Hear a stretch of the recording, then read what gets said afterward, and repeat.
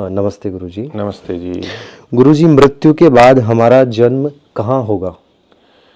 देखिए, मृत्यु के बाद में हमारा जन्म यानी आत्मा का जन्म। जन्म किसे कहते हैं? एक दूसरे शरीर के साथ में संयोग होना। वैसे आत्मा तो नित्य अजर अमर है, तो वो न उत्पन्न होता है न नष्ट होता है, लेकिन दूसरे शरीर से संयोग होना, यही उसका जन्म कहा जाता है कि शरीर को धारण करना। तो मृत्यु के बाद यानी वर्तमान में जो हमारा शरीर है, इसको छोड़ करके जब आत्मा पुनः दूसरे शरीर को धारण करता है, तो वो कहाँ करता है, ये आपका प्रश्न है। तो देखिए, स्थान की दृष्टि से देखें तो इस पृथ्वी पर भी हो सकता है, इस पृथ्वी में किसी भी देश में हो सकता है, भूमि पे, जल में, कहीं भी, जंगल में, शहरों में, कहीं भी जन्म हो सकता है। और इस पृथ्वी से अतिरिक्त भी इस पूरे कार्य जगत में इतने लोकांतर हैं, इतने आकाश गंगाएं हैं, सूर्य सौर मंडल है, वहाँ जहाँ जहाँ भी पृथ्वी है, इस तरह के निवास की, जीवन की संभावना है, वहाँ कहीं पर भी हो सकता है। तो ये आवश्यक नहीं कि हमारा जन्म इसी भूमि पर हो, किसी भी भूमि पर हो सकता है। जिस देश में हम रहते हैं उसी देश में हो, उसी गांव में हो, ये कोई आवश्यक नहीं।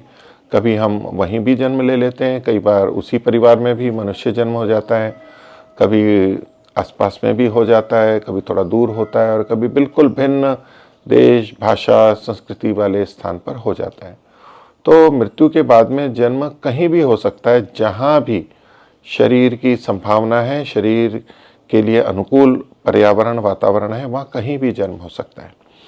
क्योंकि हमारा केवल इसी पृथ्वी से संबंध नहीं है, कहीं भी हो सकता है। अब वहाँ पर कौन सा जन्म होगा, वो भी इस अर्थ में आता है कि हमारा जन्म कहाँ होगा। हम मनुष्य भी बन सकते हैं, हम मनुष्य से भिन्न भी बन सकते हैं, मनुष्यों में भी हम पुरुष या स्त्री कुछ भी बन सकते हैं। इस जन्म में हम चाहे पुरुष हों चाहे स्त्री हों, अगले जन्म में हम पुरुष भी हो सकते हैं या स्त्री भी हो सकते हैं। क्योंकि आत्मा का अपने आप में कोई निश्चित शरीर नहीं होता, न कोई निश्चित लिंग होता है। कर्मानुसार हमारा जन्म ईश्वर की व्यवस्था से होता है। तो हम मनुष्य शरीर में जन्म ले सकते हैं, हम पशु पक्षी में जन्म ले सकते हैं, हम वृक्ष वनस्पति में, सरीसृप में, छोटे कीड़े मकोड़े में, मच्छर में, अति सूक्ष्म जीवों में, जो कि हमें सामान्यतः दिखाई नहीं देते नेत्रों से, किसी भी रूप में हो सकता है। जलचर, थलचर, किसी भी प्राणी के रूप में जन्म हो सकता है। तो वो जो जन्म हो सकता है, वो ऐसे ही नहीं कि कहीं भी किसी का जन्म हो जाता है। मनुष्य शरीर में जैसे हमारे कर्म हैं, उन कर्मों के अनुसार हमें विभिन्न शरीरों की प्राप्ति होती है। एक शरीर, दो शरीर, लाखों शरीर। इसी मनुष्य शरीर में हम बहुत अधिक अच्छे और बुरे कर्म कर लेते हैं।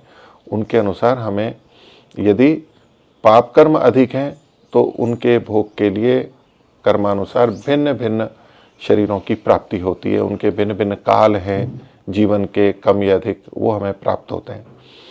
और जब वो पाप कर्म भोगते भोगते घट जाते हैं, घटते घटते जब पुण्य के बराबर आते हैं, पाप और पुण्य तुल्य होते हैं, तो मनुष्य का जन्म हमें प्राप्त होता है।